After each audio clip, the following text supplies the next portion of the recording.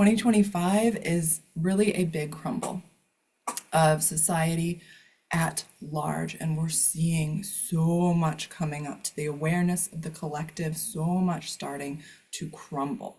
And this crumbling is actually opening up a void space for the entire collective, where we get to choose, do we want to rebuild society the way it has been? Or do we want to rebuild a new, better, more incredible society that serves us all? And so we're all experiencing this collectively, but also individually right now. And so the more that we can say yes to the crazy, wild things that come through us that don't fit in any specific box, that don't seem to make sense at all, the more we're leading ourselves first into a better future where we're not boxed in by the way things have been. And the more each of us says yes to this within ourselves, the more we are holding that space for the collective. So I really want you to take that on. Like, how can I be a little bit more me and a little bit less all the labels that have been put on me in this lifetime? All the labels that maybe I just nodded my head and said, well, I guess so. I guess that must be right. How can I go a little bit deeper into that magic within me? Because we each really are, we're wizards, we're magicians, and we've been taught that we should be monks. And we're like trying to be monks. We're trying to be monks, trying to be good and be monk-like. And it's like, you know what? This just is not lighting that fire within me. I feel like I'm going to fall asleep. I'm so bored because we're actually wizards. We are incredibly powerful, limitless creators.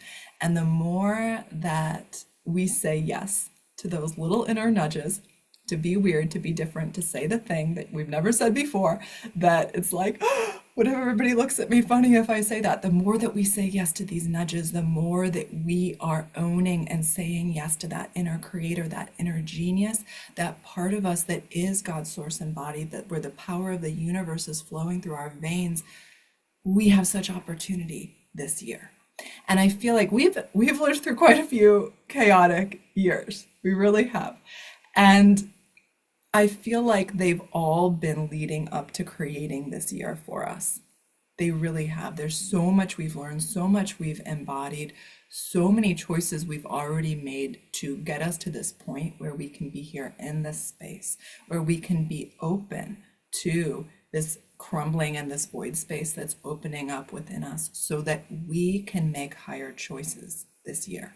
The choices that truly align with our soul, with what we actually feel is right for us. No more of this is what everybody expects from me. No more of this is what will give me a check mark and label me as good girl or good boy. No more. Instead, we are being called to say yes to who we really are, to rise up. And it's such a beautiful thing, but when we are in it, like, right? It's like, I didn't know it was going to be like this. I didn't know it was going to be like, I have to actually am I really going to say yes to this crazy thing that's within me right now? I'm totally okay with saying yes to the crazy thing within me, but not if it's going to be like that wild. I didn't know inner guidance. You were really, I thought when I said yes to this whole inner guidance thing, like this was going to be nice and calm and peaceful, like monk-like, right? And what we find is it's actually earth-shattering wizards like sticking staffs into the earth, and there's lightning bolts going through the entire earth, and everything is crumbling, and we are trying to hold on to the wall of our home as everything just seems to crumble all around us.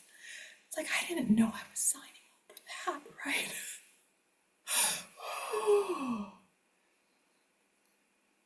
But with perspective, when we look back, we have an opportunity to say, holy cow, I made a decision that was difficult for me.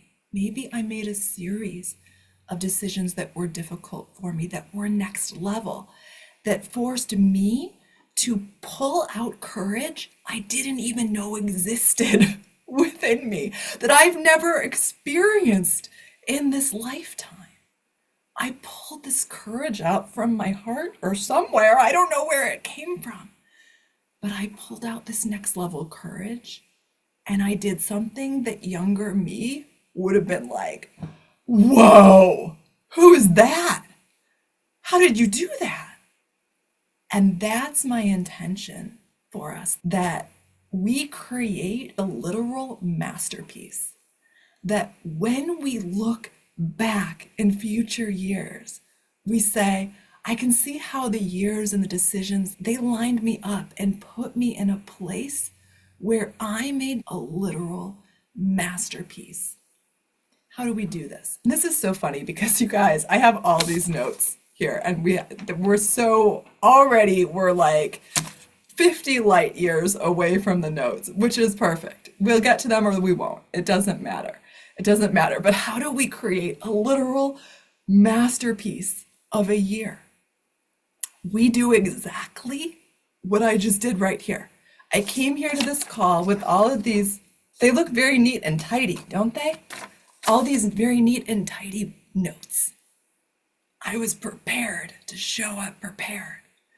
And I'm like, that's not what it is. We create a literal masterpiece by having a vision. Often, we've been taught to miss the vision piece. And this is how they taught us in school. There is no vision. The only vision is you have to be here. And this is like pre-college, right? You have to be here because it's the law. Everybody has to be educated. Okay? So that's the vision. Show up so that you're good and you don't get in trouble.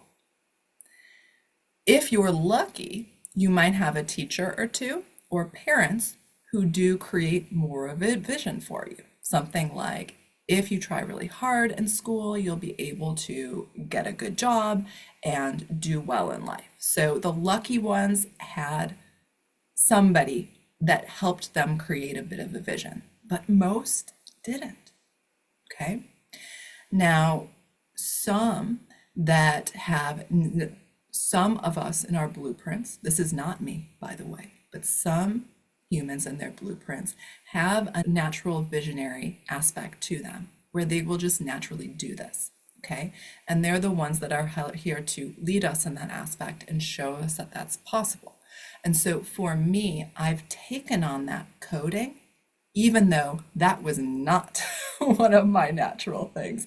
Until I was 28 years old, I was walking around like, well, I'm pretty sure there's no point to any of this, quitting job after job, just being like, oh, I think this life is really going to be awful for forever because I just don't know, like, what's the point? What am I here for?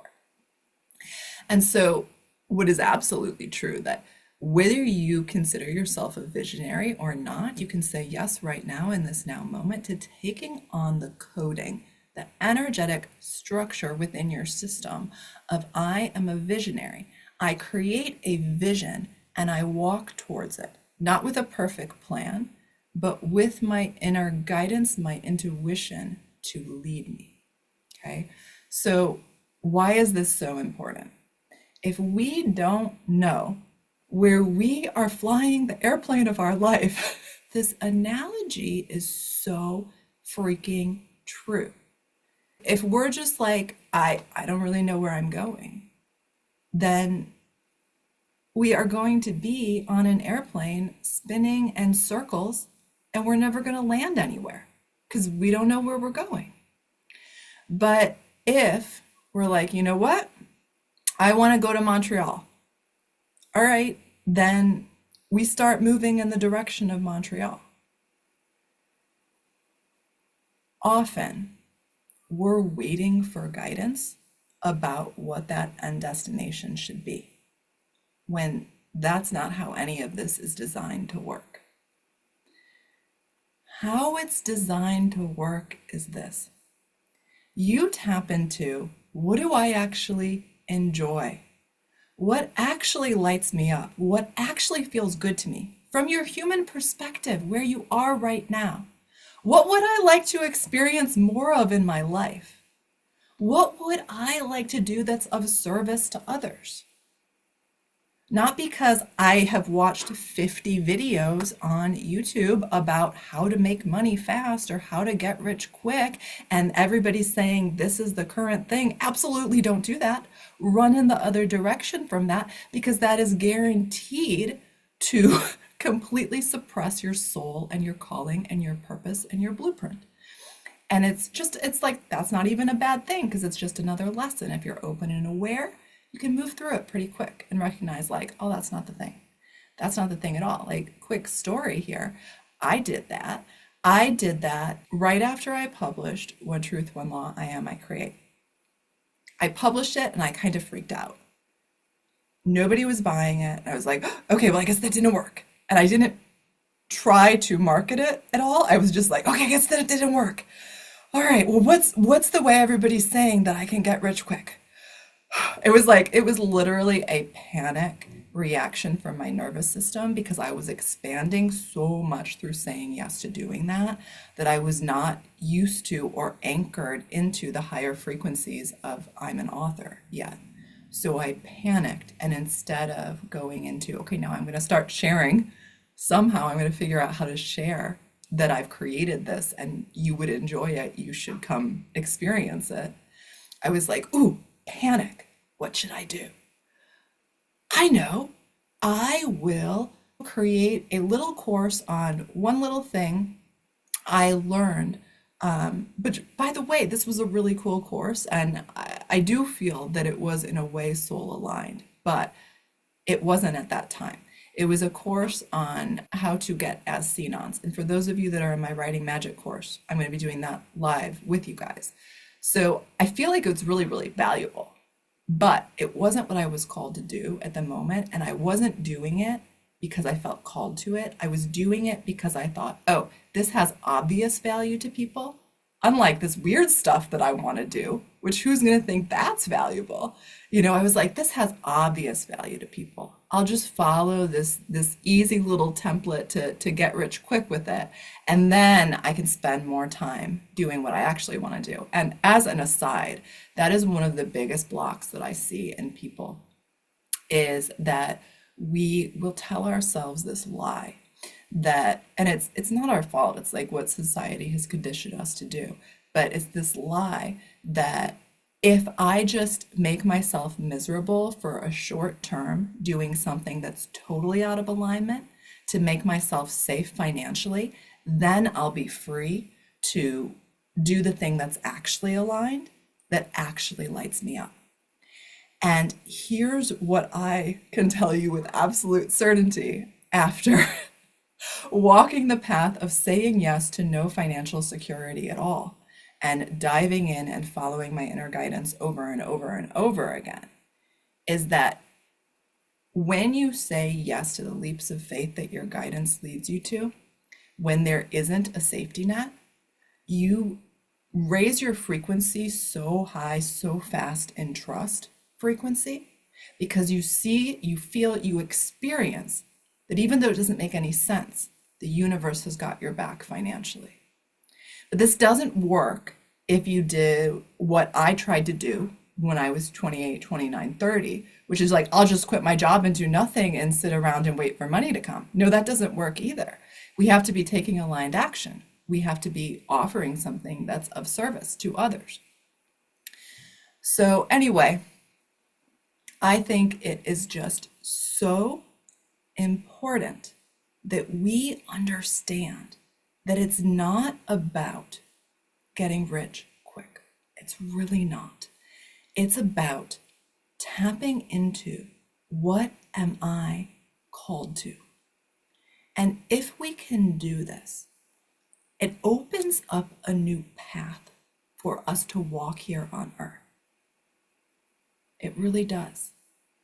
And every day we are being asked, Do I want to walk a path of freedom and alignment?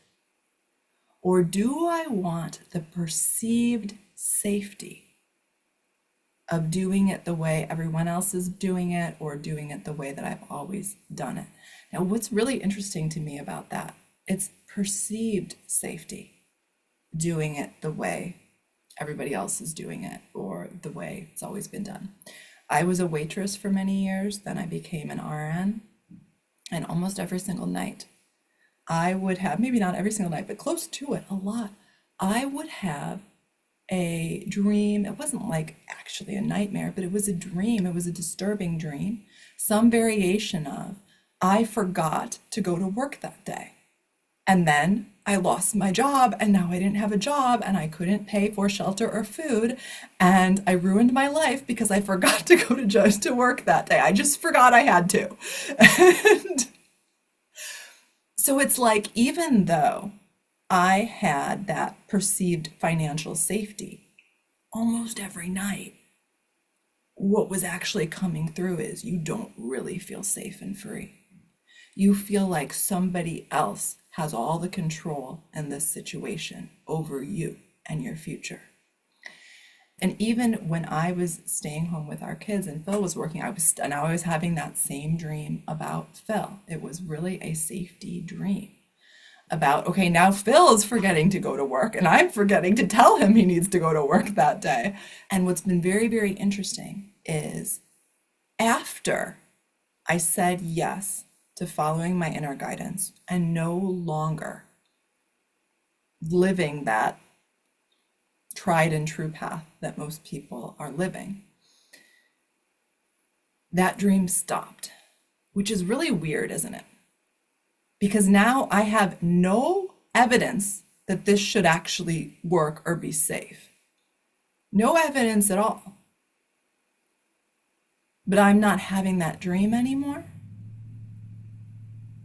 That dream was just letting me know there's something off in this life, that you should have this deep-seated fear. Now, I also think that when we're talking about vision, it's so important to understand that we might be called to create a plan. It depends. And we're all going to be different. But a lot of the time, another mistake that I see people make so often is they'll create the vision, which is awesome, and they'll create a really big picture vision. But they will really resist the planning. They're like, okay, now that I know where I want to go with my life, this is actually going to be the first step I have to take. And then maybe you've got a few, like, I don't care if you see any steps beyond the first step. I don't care at all. The important thing is we see the next step. But sometimes we'll be called to plan out, like, okay, here's the next couple steps. But people will resist the planning because, well, that's so concrete that I'm actually going to have to do it. And it's all subconscious, suppressed. They don't see it. It's an excuse, a reason not to have to take that courageous action in the direction of the vision, right? It's like, well, I'm going to get there eventually. I know it. And that's a big deal that we're holding a vision like that. But if we're saying, I can't take that next step yet because of XYZ, ABC, 1, 2, 3, we are really, really, really just in the waiting place. And I wish I had the book, my Dr. Seuss book that I love to read, The Waiting Place from. It's, oh, the places you will go. And the waiting place, Dr. Seuss is talking about how most people in life are just waiting. They're waiting for a bus. They're waiting for a better break. They're waiting for the fish to bite. They're just waiting. They're waiting for life to come along and happen to them. Instead of saying, I'm the creator of my life and I am going to go out and boldly take action in the direction that I am called, in the direction that feels true and right to me.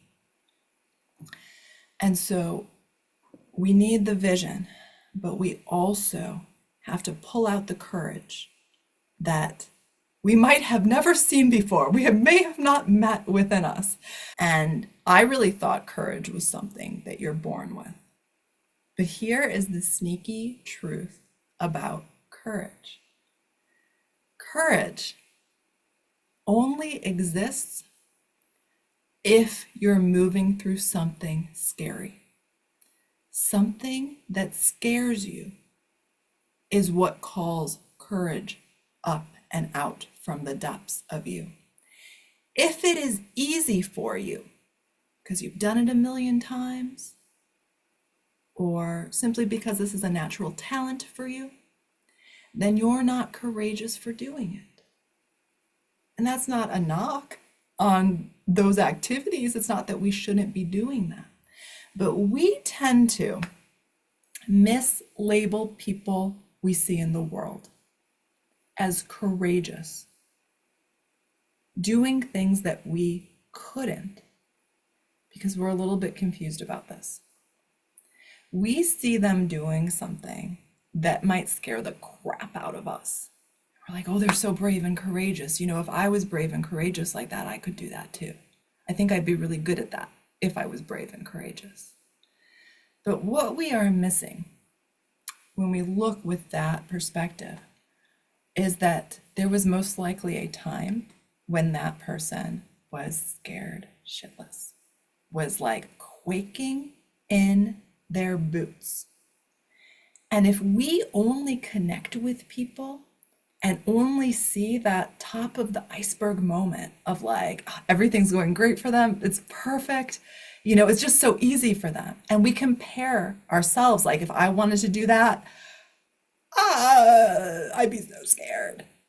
And if we're comparing us here to them there, we're never going to go anywhere because we're going to be like, oh, I could never be like that. No, what's actually true is under the water, you see the top of the iceberg, tip of the iceberg, the success, but you don't see under the water all the failure, all of the cowering, all of the, I don't know if I could do this. But every single person who you see the top of the iceberg of being looking like they're so brave, it's like so easy for them, they have a humongous iceberg under the water where it was so freaking hard for them. And when we see that, we can make a new choice about how we move forward. This is why, like, I am so obsessed with being 1,000% real with you guys. I love, love bringing through all of my mistakes, all of my fears, all of my insecurities, so that you understand that I'm not some mystical, magical being who it's just so easy for. I really want you to feel and to know that all that's going on over here is that I have picked a big picture vision and I keep stepping towards it. I make mistakes. I screw up. I spend time cowering in fear. And then I say, okay, how do I move forward? What's the next step? And when we understand this, it kind of creates this freedom within us. This freedom that we don't have to be perfect to move in the direction of our soul's purpose, our life path. We don't have to be perfect. It's not required of us. The reason it's not required of us is if we simply say yes to who we are, that's already perfect. It's different though. It's probably weird, but that's perfect.